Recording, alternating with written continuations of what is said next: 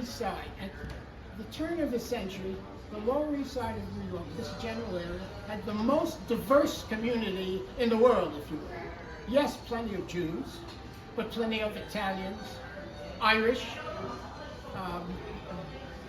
whatever ethnic you can think of. But wait a minute. Italians and Jews. Couldn't you be Italian and Jewish? Greek and Jews. Couldn't you be Greek and Jewish? Of course. And yet, when you think back about the kids in your class when you were a kid, you say to yourself and to everyone, yeah, we have 3 Italian kids, 2 Irish kids, a Polish kid, and 4 Jews. Wait a minute.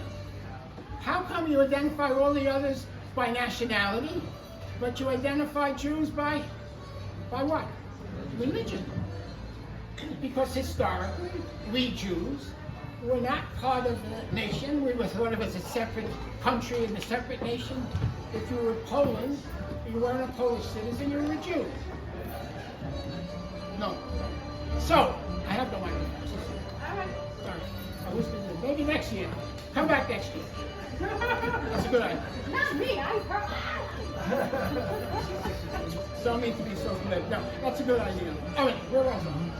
I lost my place. Kids in the class. So, we ourselves think of ourselves as though we're in a different nation, so to speak. Don't we say every year Passover, next year in Jerusalem? So we identify ourselves as though we're together in some different nation. It's very interesting.